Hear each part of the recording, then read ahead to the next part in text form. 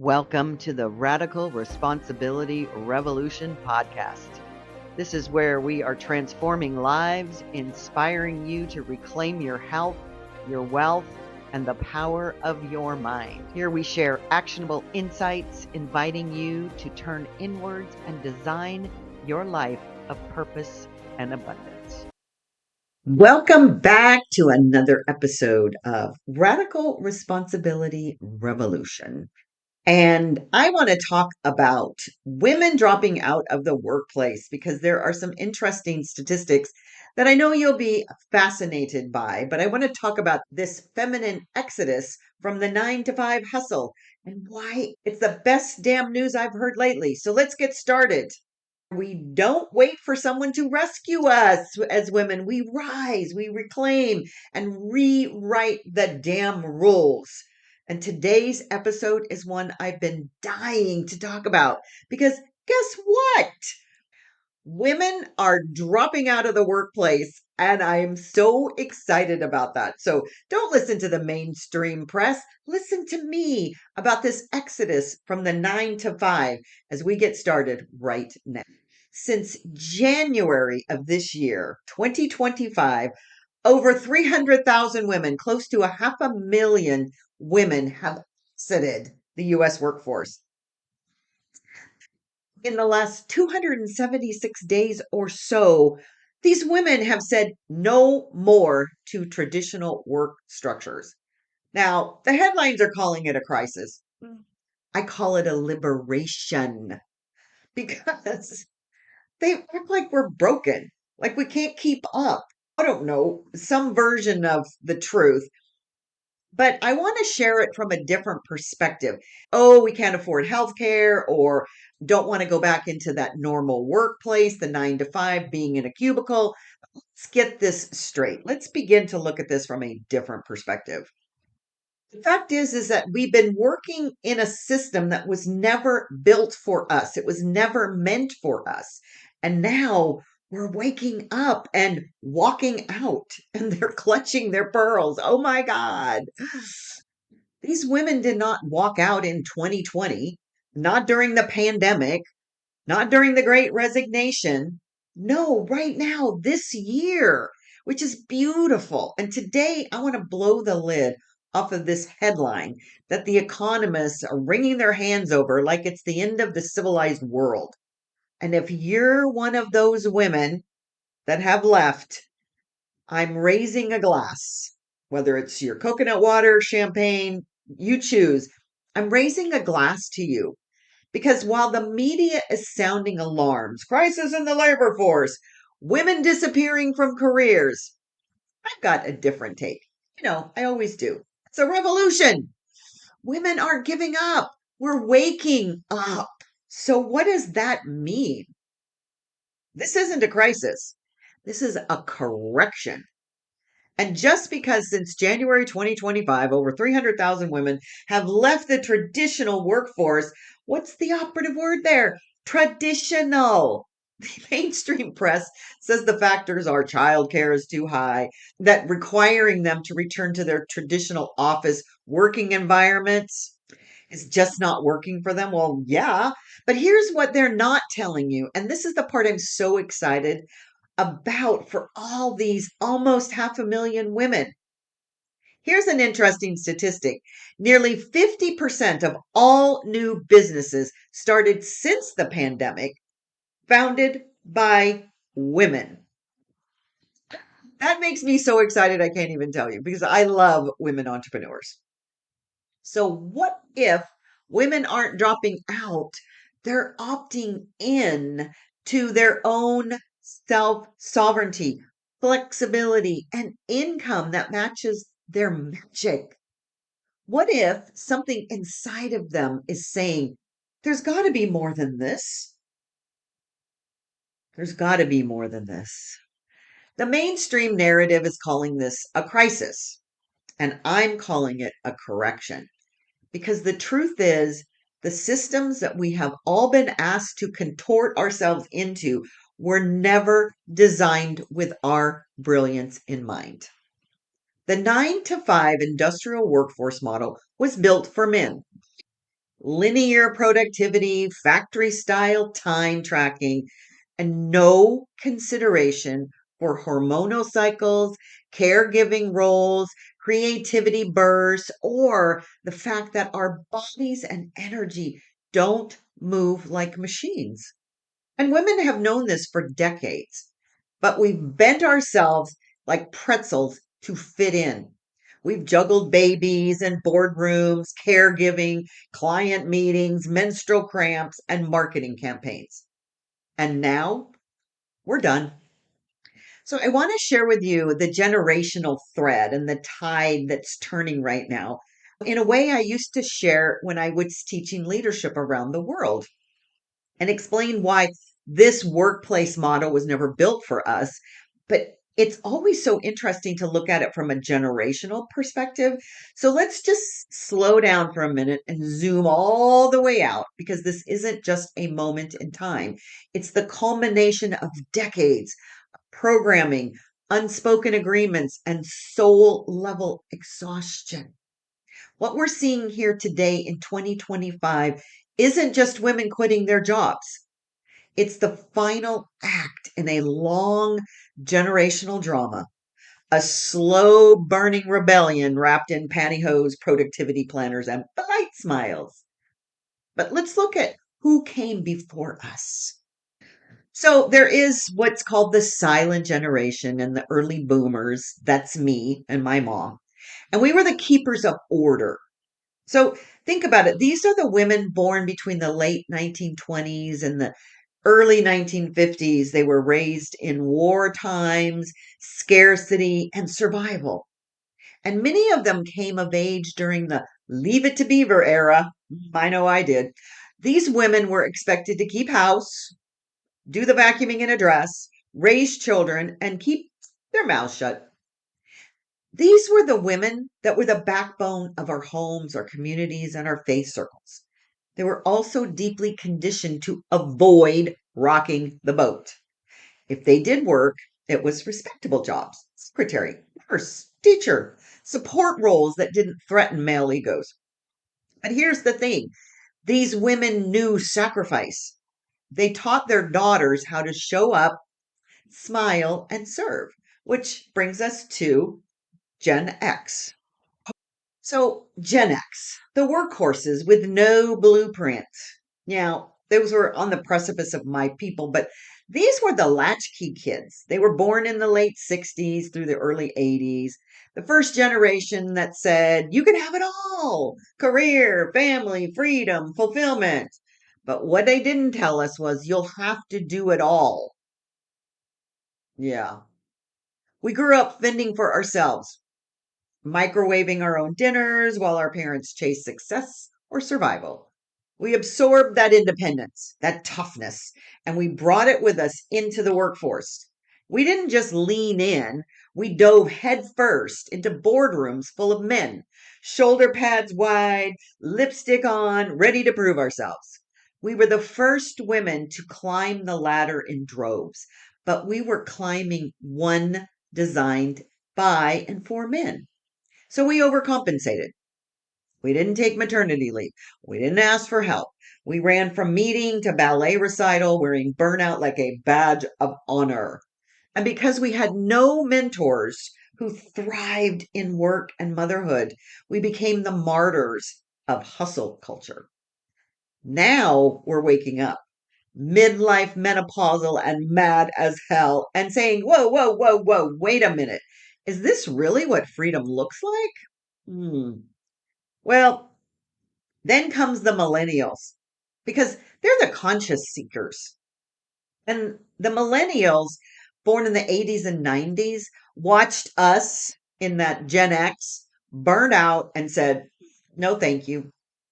They grew up during the rise of the internet, the fall of the housing market, and the crushing weight of student debt. And they've started questioning everything. Why do I need to be in an office? Why can't I work from Bali? Why am I working 60 hours a week and still broke? They're mission driven, purpose led, and frankly, allergic to bullshit. They don't just want a job, they want a career that means something. And they're not afraid to job hop, side hustle, or quit altogether if it doesn't align. Millennials brought mindfulness to the workplace. They began to ask for flex time. They normalized therapy. They wanted pets in the office and kombucha on tap. But they also came into this broken system. They were saddled with these loans, low wages, and a world on fire. So they did what millennials do best. They adapted, built online empires, and became the queens of remote work before it was trendy. Enter Gen Z, the revolutionaries, which is, I love revolutions. So I adore them. And now, this newest voice in the room, Gen Z is not here to play. They're born in the late 90s and early 2000s. And these women have all grown up with a smartphone in their hand and injustice on their newsfeed. They have seen the planet burn, the economy collapse, and watched their parents sacrifice joy for job security. And they are saying, absolutely not. Gen Z doesn't want your 401k, your performance review, or your 5-year plan. They want autonomy, values alignment, and mental health days. Boy, do they want those mental health days. They're going to ghost an employer faster than a bad Tinder date if they feel disrespected or underpaid. They're digital natives. They're creative, entrepreneurial, and radically honest. And they are watching the rest of us burned out Gen Xers, healing millennials finally rise up and say, we want something different too. And they're whispering back, good. They're going to help us build it. So, what's the common thread here for every one of these generations? Every single generation of women has been running to keep up, running to prove, running to be worthy. And now we're all pausing. That pause is a portal. Gen X is reclaiming energy. Millennials are building bridges. And Gen Z, well, they're just blowing up the system. And together, we're co creating this new economy, a new rhythm, a new version of success, one that feels like us. It's a collective feminine awakening. And now, in reflection, COVID was the catalyst, not the cause of what's happening right now. COVID-19 wasn't a health crisis, it was a consciousness reset. And in this vein, women suddenly saw the fragility of childcare, the ridiculousness of 9 to 5 on Zoom, the mismatch between their values and their work. And they also see when companies started calling people back to the office, women said, "I." So let's be clear, COVID didn't create this, it cracked the illusion. We didn't want to go back to normal because normal was never working for us. We don't want to climb a ladder that leads to a windowless office and a cortisol crash. So, working from home showed women what life could be like without commuting 2 hours in traffic, slapping on mascara at red lights, or pumping in bathroom stalls between meetings. We finally got a taste of rhythm, flow, autonomy, and despite the chaos, many women thrived. They cooked lunch instead of grabbing it on the go. They took Zoom meetings in yoga pants. They snuck in a quick cuddle with their toddler or walked the dog in between calls. And it was in that pause that a sacred question arose. Why am I giving my life to someone else's dream?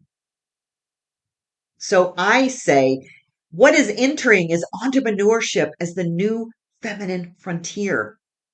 Because what's really happening, we are done asking permission. We're done trying to balance it all. We are creating something completely new, brand new. from Etsy shops to online empires, coaching businesses to passive income portfolios. Women are building businesses that match their cycles, their seasons, their sovereignty. And we are choosing time freedom, creative expression, money on our terms, and impact without burnout. And yes, profit without patriarchy. So I'm loving this beautiful rise of the female entrepreneur. It just makes me so happy. And here are some interesting stats that you don't hear generally from mainstream press because it's not clickable. But women are creating 48% of new businesses since the pandemic, and women of color are leading that charge. That is what is so amazing. And midlife women? People that are younger than me are in their midlife, but Gen Xers and older millennials are launching second and third acts like never before. And I am here for all of it because entrepreneurship isn't just about building wealth. It's about reclaiming your voice, your time, and your own time schedule. It's saying, I will no longer trade hours for pennies. I will trade energy for impact. I want to say that again. We are trading energy for impact. And so let's be real. It's not all sunshine and passive income. Trust me. Entrepreneurship requires facing your worth, setting boundaries, healing your money story. But it also gives you the freedom to nap when you bleed, build an empire in your pajamas, take Monday off to hike with your best friend. Charge what you're worth. Say no to clients who drain you. And yes to building wealth your way. It is amazing the freedom that you generate from entrepreneurship. And this generational rebellion is your grandmother's dream. I'm just so excited because we are the dreams of our ancestors. And as we zoom out, our grandmothers couldn't own a credit card in their own name. Our mothers were told they could have it all if they worked twice as hard. And we're choosing something different, not because we have to, because we can. And I think your grandma's up there cheering. We're not working ourselves to death to prove a point. We're working smart, aligned, and for something bigger. This isn't quitting, it's reclaiming.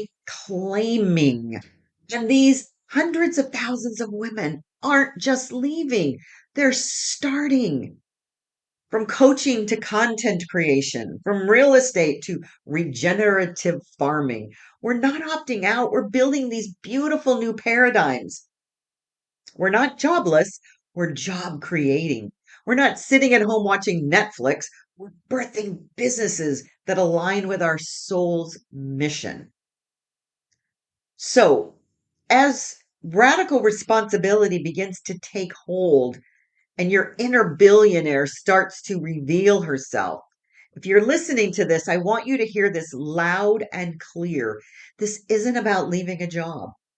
This is about leaving behind the old paradigm that has continued to tell you you have to be exhausted to be successful. You absolutely need permission to rest, and your paycheck determines your power and your worth. Those are lies. You are powerful because you exist. You are worthy because you exist.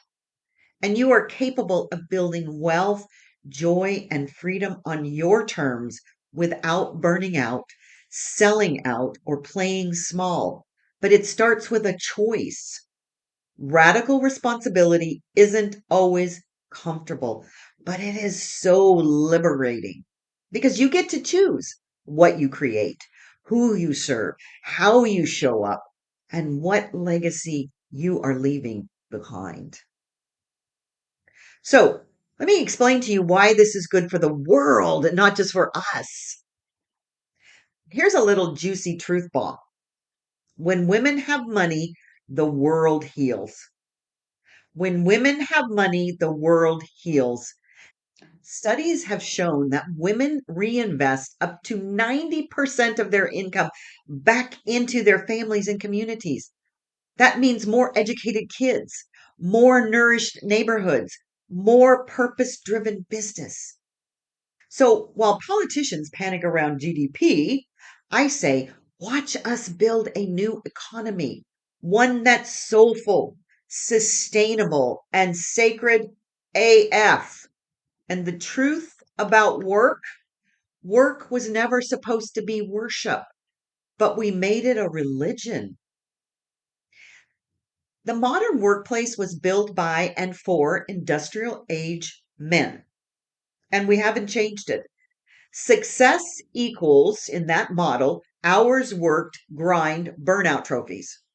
But women are reclaiming this cyclical, creative, sovereign productivity. And our productivity is not a straight line, it's a spiral. It flows with intuition, energy, and impact, not a punch clock. So, what now? What's your next step? If you're one of those almost a half a million women who walked away from the old system, congratulations! You are taking radical responsibility. You're brave. And if you're standing at the edge wondering if there's something more, let this be your sign. Start the business, launch the thing, write the book, sell the art, teach the class, say yes to your soul, because the world doesn't need more exhausted women chasing someone else's dream. The world needs you, fully lit up.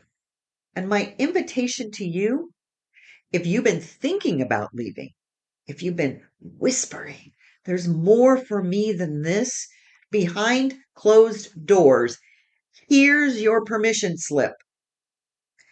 Come join the wave.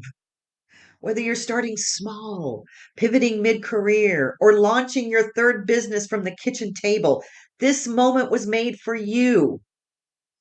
And here's the thing, you don't have to do it alone.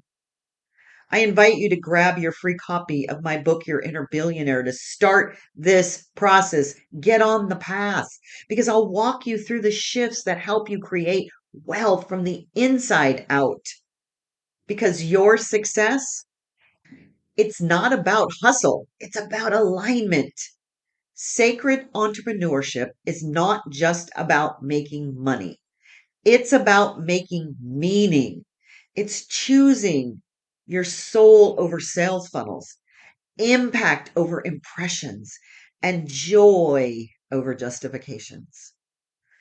We as women are creating businesses where naps are sacred, where intuition is strategy, and where the mission is profit, yes, but also purpose, pleasure, and presence.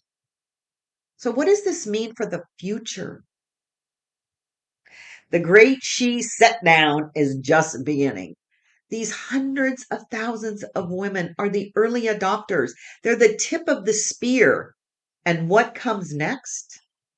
Cooperative business models, tech, spiritual brands, education, health, sovereignty, and regenerative economics. We are not waiting for the workplace to change. We are becoming the change. We are creating companies that love people, not just profits. We're done being tolerated. We are here to lead. So, to all the women who've pieced out of the cubicle life, I see you. I celebrate you. And I'm walking this path with you because this isn't a breakdown, it's a breakthrough. So let's rise, build, and become the creators of this new economy, one rooted in freedom, intuition, and unapologetic abundance. I thank you again for tuning in to Radical Responsibility Revolution. And remember, the revolution is already in motion, and she's wearing heels or she's barefoot or anything the hell she wants. And if this episode lit a spark in your belly, please grab a free copy of my book, Your Inner Billionaire. The info is in the show notes. It's not a book about money, it's a book about you, your worth, your vision, your power. And inside it, I'm going to guide you through the exact steps to stop hustling and start aligning. I want you to build real wealth and have true freedom and a magical soul led life. And if this episode spoke to you, do me a favor, share it with one of our sisters, right? One of your besties who needs to hear this message, because this is the revolution we've all been waiting for, and it starts with you.